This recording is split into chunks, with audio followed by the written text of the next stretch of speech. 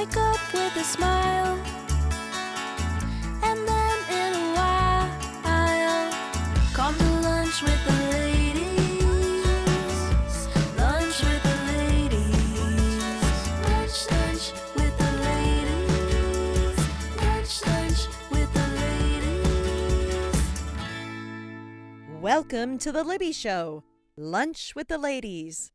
On this episode, we talk to Annie Howell, a woman who has what some would say is a dream job. She works at Hallmark as the Chief Communications Officer at Hallmark Media. Annie tells us how she got this job and about what it's like working there. She also talks about the wide appeal of Hallmark's movies and clues us in on the top movies. Are yours a fan favorite or one of Annie's favorites? Go inside baseball on everything Hallmark in this very festive episode. Welcome to a special one-on-one today with Annie Howell. Annie Howell is Chief Communications Officer of Hallmark Media and Hallmark Global, where she oversees all company functions, including corporate communications, media relations, publicity, and government relations, as well as talent relations and events. She provides strategic counsel to Hallmark executives and is the lead communications liaison with parent company Hallmark Cards. Howell also serves as the company's primary spokesperson. She is a seasoned communications officer with over 30 years of experience. Prior to this position, Howell was principal and co-founder of the Punchpoint Group, a communications training and coaching company of which she remains an equity partner. Most recently, Annie was recognized among Multi-Channel News' Wonder Woman New York City Class of 2023. She's a four-time honoree of CableFax's Most Powerful Women in Cable. In 2021, Howell was acknowledged as an industry leader among Synopsys' top women in media and a change maker among PR News' top women in media. Wow. She also sits on the executive board of directors for the Alliance of Women in Media, where she has co-chaired the annual Gracie Awards for 5 years. Annie, thank you so much for being here. It's so exciting to meet you. Nice to meet you too. Thank you for having me today. I'm very excited to have you. My background is in PR and media, and you work for Hallmark Channel, so that's a dream job. I'm probably not the only one that thinks this is a dream job, but it's a dream job. So I want to find out, because our viewership is a lot of women and women that want to do new things. And I'd like to know, when you were a child and someone said, what do you want to do when you grow up? What did you say? The funny thing is I wanted to be an ambulance driver for a long time when I was a really little kid. And I don't know why, because I don't like anything to do with blood, nothing. My mother's an RN, and I think I saw a movie and there was an ambulance driver. And I was like, I want to drive an ambulance. But I kind of do that a little bit in being in PR. However, what I really wanted to be was a teacher. And I always saw myself as a teacher right up until, I was starting to get ready to go to college, and I took a little turn, but I still feel like I have teaching in my job. Well, you do the executive coaching. So that's Yeah. teaching. Yes. So what courses did you take? Just tell me a little bit about your path from out of college to ending up at Hallmark. I had a funny path. I grew up in Toronto, and I knew nothing about American politics yet. I met this really cute guy who I've been married to for almost 35 years now. And after I graduated from college, I moved to Washington, D.C. I had no idea what I was doing.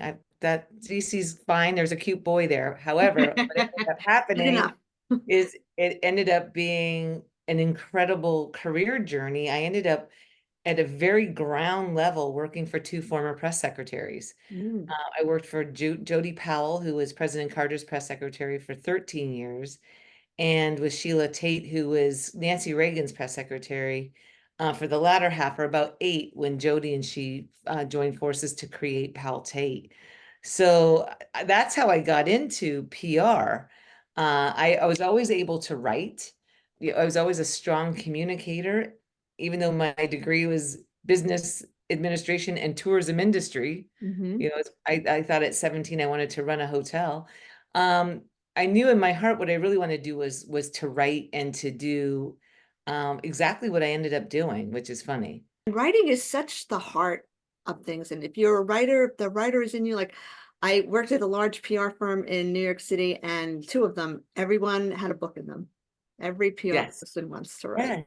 Yeah, it's true. You know, Yeah. I had a sixth grade teacher. I kept in touch with him, which is wild. You know, he's on Facebook and we all keep in touch with him. I had him in his second year of teaching. He was fresh out of University of Toronto. And I was a wild kid and I had a wild imagination and I had a lot of energy, which has not gone away, thank God. And he, instead of dampening my spirit, he found ways to really celebrate each child's gifts. And for me, it was writing. Mm. And he every week gave me a topic. He said, go write a story. And then next week you can read it to the class. And I did that for almost the entire year. And he really propelled me to believe I'm good at this. And what I have to say and my stories are making people laugh. And I really do give him credit for showing me that that was something that was innate in who I am as a person. I had a similar story about a teacher, but teachers just overall, teachers can influence you, and teachers are underpaid. We don't have enough of them right now, and they're so important to children. And I think so many people that I know have a story about one particular teacher, and that's all it takes is just one teacher. This one Yep, to make or break you, yep. right? So being in politics, that's the roughest of PR possible. Yep. So you did that for a little while, then you started your own company, and you worked at Hallmark, started your own company. Just tell me a little bit about that. So I started, in TV. So I was in public affairs for 12 years, and they were looking for someone who could help launch a health channel. So it was Discovery Health. And Hmm. that's how I got into TV because I had healthcare PR experience. And they said, we'll teach you TV. And so I started with Discovery, launched Discovery Health. And then within a year, I was over, at the mothership with all of Discovery Networks. Um, my and I just learned on the ground. I had an incredible boss who was a teacher and a mentor, and she just explained things and she let me shadow and she took me in to meet people. And again, I had so many incredible mentors and teachers and bosses along the way who took the time to say, it's okay, you don't know that, I'll teach you. Mm. Or it's okay, you don't know him, I'll introduce you. And I had that gift. And so she ended up leaving the company 2 years in, and I took over the department. And it really was a series of me really not knowing what I was doing, but learning along the way. And next thing you know it, I knew what I was doing, right? So that's how I started in TV. I was at Discovery for 12 years and um, I went to Hallmark from there. And I was at Hallmark for 3.5 years and left. Um, Went to AMC for a year, which I loved. I worked on Sundance. And that was in a sort of a pinch hitting role where someone was really needing a communications head to lead people through a big leadership transition. And when it was over, there wasn't a job. So I thought, at this point, I'm ready to dip my toe in with a former colleague from Discovery. We had a file in my drawer that we called Plan B because, there's no guarantees. You have to have other plans. You can't just sit there and be a sitting duck and wait for something to happen or wait for Right. things to fall into your lap. You have to plan for your career. And we had said, wouldn't it be cool to start a company that is media training and crisis messaging and presentation skills training? And for us, just plain old Q&A scenario practice. We realized there were so many executives and so many professionals out there without the tools to even navigate a meeting, never mind an interview. The Q&A part of a meeting is terrifying to some people. And so we built a niche in that and did that for 6 years. Brian still runs the company. He still is our chief media trainer at Hallmark, which brings me back to Hallmark. I Mhm. boomeranged. I was asked to come back after 6 years, and I've been here for 4. So, collectively, I've been at Hallmark for about 8 years, which I I love it. I wouldn't go back anywhere unless it was, like you said, the dream job, and it is. Yeah. I So I love want to go back to something that you said about mentors. I it. do believe, and I had a mentor, female mentor along the way. I had some male mentors, and that was before the internet, where they asked me to send press releases out, and I didn't know how to do certain things. I couldn't Google how to do it. So I Right. would call Yeah. them up at the big agency and say, walk me through this.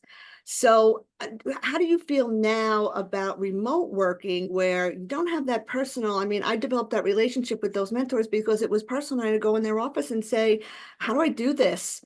How do you feel mentorship is going these days, especially female to female or anyone mentoring a female trying to rise through the ranks? I think for me, it comes down just like us when we were younger and people were right there. We still had to seek it out. Mm, We still had to ask for the help. We had to have the bravery to say, I'm interested in doing this. I don't know how. Will you teach me, or can I watch you? And that's not comfortable for a lot of people to do, right? right. Because there's always that fear of rejection, or you're bugging people, or, who am I to ask for that kind of special treatment? Well, I feel like it's the same now. If a young woman or a young man reaches out to me and says, hey, I would really love to learn this or hear about this or spend some time with you, it's always a yes for me, because I got a lot of yeses when I asked. Mm-hmm. And I'm a huge believer in, I had a boss who said, you have a hand up, you get pulled up, but you put a hand down and bring someone along with you. So I just love that idea that through your career, you're getting lifted and you're lifting others. Yes, very important, especially at my age. I have a lot of young PR person and media people that I work with, and I try to teach them. And I always know when I take on an intern, okay, there's going to be a lot of explaining here, but I know they can do it. And I've gone to many of their weddings, so Yes, I know. I love that. it's just nice to do that. So yeah, and in the old days it was like, as the hand up would be like the little tiny knock on the door to see if they're Yes. busy, and It's they'd like, pick you their have head up. time. You have And time. and Yeah, I yeah. don't know if that happens anymore, but I that's what. still get it, so I'll get an email if it's thoughtful and it's thoughtful of my time, right? It's not like I need this, I need that, can you call me today? It's thoughtful of the fact that we all have busy jobs, but if they say, hey, I got your name, or I saw you on a panel, or a friend told me blah, blah, blah, here's my goal and what I'm trying to do. Is there a chance that you would have coffee with me, or would you have a few minutes to get on the phone with me? Yes. And I also like when they've put themselves out there, and I tell people, you may get a couple of no's. That's okay. Because there is someone out there who's going to be willing to take the time and to help. And I want to always be that person. So I think I know one of the answers to this already, but if there was a young woman or a young man wanting to have your job someday, or any type of corporate job, especially in communications, 3 traits you think that they should exhibit? Integrity, and I know that's a big word. Okay. But when you are in this position, you are a truth teller. Mm-hmm. And it is not an easy thing to tell people things they don't want to hear. So you have to have a pretty good stomach to stand up for what you know is true and to guide that person or that company or that brand to do what you feel is the right thing. That's why they're paying you to do the job, right? So I always say, don't tell people what they want to hear. That's placating. Your job is to say, here's how I see it. And I know it's not a popular answer. And that part of the job, I don't think people understand how hard that is and how often you have to utilize it. Mm. Right. And what you'll find is people say, well, you say it because you're good at saying that. You say, no, Well, you, in PR, it's also about the optics of something, and they may not realize yes, how other people are seeing it, and someone has to tell them. But along these lines, and if you don't want to answer, you don't have to answer this yes. question, but has there ever been any Hallmark content or something that was going on to broadcast, and you said this, you didn't care for it or thought it would be Yes. looked the wrong way, that you had to tell them this is not for Hallmark or change it? Yes, Oh, many, many, many times. And here's the great thing about the people I work with. They're super smart. They value what I have to say, the contributions I make. They seek out my advice and they listen. They did listen to it. It's not that I have all the answers, but I have a really good gut and I've been doing this a long time. And like you said, it comes down to what's the risk here? mm, What's the ROI to take the risk? I'm not risk adverse. However, let's not walk into a problem that is not necessary. mm, Or well, have you connected the dots on the timing of something like this? Or mm, here's how this word is landing, mm, right? Words are everything. yes. Not what you say, it's how you say it, right? So yes, right down to casting. Your programming will say, what do you think about this person? Here's their past. And it's like, you know, their past will create a black cloud and unnecessary controversy for a really positive program. Do you want to do that? Do you want to spend the first month defending a choice when there are many other choices that you could Mm, make? So mm, it's what I value about my colleagues is that they ask and we debate it. We always have healthy debates. wow. Sometimes they're like, we're going to do it anyway, and it's fine, right? I always live with the decision of the decision maker, as long as I've had a voice if I feel there's problem. Yeah. So I just want to get back to that other question Yeah, that was integrity. And yeah. very short, two other traits for people, energy Energy and passion, and passion. Got it. right? Definitely. For sure. Sure. And So kindness. Be nice. that that's right. And Hallmark also, I think that's what their movies are. So I want to talk a little bit about Hallmark now. I love Hallmark.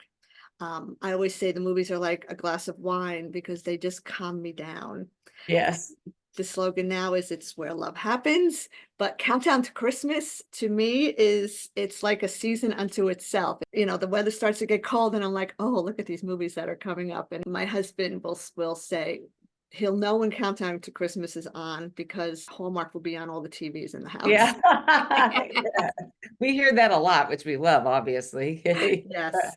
So, I mean, I love them. I love the characters, the stories. I love what's happening now that they're getting the plots that we used to see. They're diverging from some of those Yeah. plots, which makes it so much Mhm. more interesting. What do you think is the allure of Hallmark movies personally? And what is your research showing that is the reason why the viewers keep coming back? This is the fun part for us in TV, which is, as we all know, it's a struggling medium right now, right? And yet people come and they watch us in droves, like millions and millions of people. And during fourth quarter, which is October, November, December, we've won, in the ratings for 10 consecutive years in almost all the key demos, right? So we like to say that, if for consistency and for high viewership, it's sports, it's news, and it's Hallmark, right? So yeah, I think there anecdotally and research shows that we're a respite from a lot of negativity. Mm, People are seeking out positivity. Um, they're just seeking out a happy ending and a way to kind of like put the ugliness of the world over here for a bit and have that beautiful fantasy or like that dream place where you can just sit back, put up your feet, hopefully in fuzzy Hallmark socks, and have your I've Hallmark wine, been. right? And it really has, honestly, it's become such a pop culture phenomenon that Countdown to Christmas rolls around and it becomes this little pop culture moment where they're having Zoom meetings, they're texting each other during movies, they have popcorn bowls and their sweatshirt and their blankets and we like to say some of our competition can't say the same. It's not that same fuzzy feeling, and it's become kind of a thing where people of all ages are watching us, and men. 25% of our viewership at holiday are men. Wow. Yes, and for the same reasons. I think the research shows that we have brand safety. Hallmark is a 115-year-old legacy brand that stands for something, And for most people, it stands for something very positive. It's Mhm. families, connections, joy, love. And if you tune in, that's what you're going to get every single time. We don't have a lot of surprises. Mhm. And I think that's what makes us the place that people just go to. It is very multi-generational. There's some conventions, I won't shout out the name, but when you go to these conventions, and I've been to these conventions, there's long lines for the actors, and you see grandparents with their Oh, kids yeah. and their grandchildren. It's so nice to see that. Well, and you see them lining up for our actors of all ages as well, Yes, right? So you yes, see some of our youngins like, Amy Teagarden. Well, they're long, long lines for Jack Wagner too, for When Calls the yes, Heart, right? yes, So, and that's something very special as well that I think yes, is important, is our roles for people of all ages, it's not just the young, pretty people. It's these people with beautiful careers, and their fandom follows them to our networks, yes, and their roles are substantive. Look at Andy McDowell on The Way Home right now. It's an incredible role. yes. And you just had an Erper on one of your shows. Oh yeah. Um, and I also like how probably a couple years ago, I noticed some of the storylines focused on women and men above 50, whereas they were not the secondary plot, but they were the initial plot, which that I really appreciate. The Christmas House movies also have plots for all the different ones. And the one that comes to mind the most was the guy that used to be on Desperate Housewives and the woman that used to be on Superman. Jamie Denton. Yes, and Yes. they had one, Oh, and it was just focused on Terry them. Hatcher. Yeah. Yes. And I was Yeah. like, look at that. It's not the 30 and 20-year-olds anymore. So, No, and they have the same chemistry off the screen that they have on the screen. They're um, friends, and you feel that. And we do that a lot. We have a little bit of an anomaly with our talent in that a lot of them are really close friends, and you feel that on the screen. They like each other. They view themselves as the Hallmark family, and mm, and we treat them that way too, right? So that's another joy of this job. that's wonderful. So, you and I, we were introduced to a mutual friend of ours, Eva Marie. Yep. And Eva Marie and I have the same favorite Christmas movie. We like A Crown for Christmas, and we'll always tell each other the first time Yes. it comes on. I also loved, almost knocking that out, but I loved The Biltmore Christmas. Oh, that was our number one, tied for Oh, number one last year. that had everything. It had music, it had old time, it had time travel, it had good leads. Chris Palaha. Yes, I mean, you saw that, you felt the Jimmy Stewart spirit in his yes. his And acting. I've seen him in person. He's very tall, and Yes. that helped the presence of the larger than life, old timey Oh, it was actor. I love the beautiful. movie. I Yeah, and love he's it. a handsome man. He's Yes, also a super nice man. yes. So, those are my favorites, but what is the most or the top three most viewed Hallmark movies? I think over the years, I think we have the Christmas card is Uh, always a favorite. The other one is like The Lost Valentine with Betty White. I don't know if you ever saw that one, but that one makes oh, me cry every time. It's so good. hmm. It's a beautiful movie. Um, of late, the ones that have really taken off are like Three Wise Men and a Baby. Oh, that's good. It again was a change up. It was the first time we Yeah. didn't have the leads being a man and a woman. It was three brothers. Three brothers and So, three leading men. Yes. yes. So yes, we're changing up the storytelling but also staying true to the core of the brand, right? So we have some older leads. We have brotherly love. We have girlfriends. So there's all forms of love in life. And Yes. so part of our broadened storytelling is to have a story for all kinds of love and for all kinds of relationships, right? And that's been a wonderful change for us. Yes. And I think the Scottish Christmas did really well last Oh, year, that was and good too. Yeah. all the Hall Out the Holly ones do Yeah. really, really well. Yeah. So, well, that you've just told me the answer to my next question. The future of Hallmark is this is what we're seeing. It's all about love. It's where love happens. And do you know yet how many new Christmas movies you have on the horizon for this coming season? Every season, so now for the past, I can't even say, like 4 or 5 years, we've done 40 original movies between Hallmark Channel and Hallmark Mystery. And we will be doing 40 again. We do about 100 movies a year. if you can believe that. I can. Yes, so we will have 40 again, and we have some really fun ones planned for this year, which we're going to be really excited to tell you about. It's our 15th anniversary of Oh Countdown to, boy. yeah, 50th so anniversary of pretty much creating the genre. pretty much, yeah. Yeah. I mean, I think people, we love people say, aren't you upset that all the competition are now doing Christmas movies? It's like, no, it just shows you the power. Like people want a little bit of what we got. And at the end of the day, what we have though is the brand and Yes. and that feeling that you only get when you watch a Hallmark movie, right? And I have to say, I don't usually watch the Christmas movies during the year, but I know it's Friday night. I think I might tune in now, see what's coming on More and more tonight. people do. And in an election year, we're expecting our ratings to go Oh, because yeah, turn it off. 100% I am. Yeah, Yep. yeah. Well, thank you for that, Andy. Now I just want to get a little personal with you and find out something about your yourself and your viewing habits. What are you allowed to say this? Your favorite three or so Hallmark films? Hallmark movies. Oh Yeah. my, I just named one. The Lost Valentine Hmm. just makes me cry. It's amazing. But I love Biltmore. I thought that was one of the best ones we did. And the other one I loved was the Holiday Spectacular that we did with the Rockettes and Jenna Claire Mason. She was Glinda on Oh, Broadway for yes. 7 years in Wicked. She's sparkle and joy as a human being. But it was the first time that Radio City opened its doors to that kind of footage and background. We were on the stage at Radio City and we worked with the actual Rockettes. It was thrilling. And that movie was absolutely beautiful. And you also shot, it wasn't Canadian. It wasn't a Canadian street. You No, actually shot on the streets of New York because I we was sure looking. did. Yes, yes, we did. We did. And it was a beautiful movie and it just does well year after year. It's one of those ones like Biltmore, like the Lost Valentine. There's certain ones that people will go back to over and over, like you and Eva going back to Crown for Christmas, right? So yeah. Yeah, cool. What about non-Hallmark movies? What are your top three movies? Christmas or other?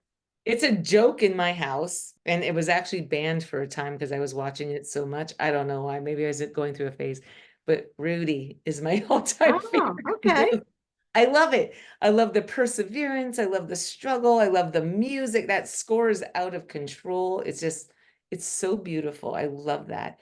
I love nostalgic wise, I love The Sound of Music because I Mhm. watched it every single year with my mother and my sister. Mhm. And still to this day, if one of us is watching it, we will text or message all three of us will get on a text chain to talk about we're watching it. But I'm a big rom-com person. I have on my Oh, DVR probably like 20, How to Lose a Guy in 10 Days, The Switch. I'll watch those over and over and over because it's yeah, just like my kind of an escape. yeah. That's same here. Love Actually, Yeah. Oh, by Nora I Ephron. love it. While you were sleeping, I have my list.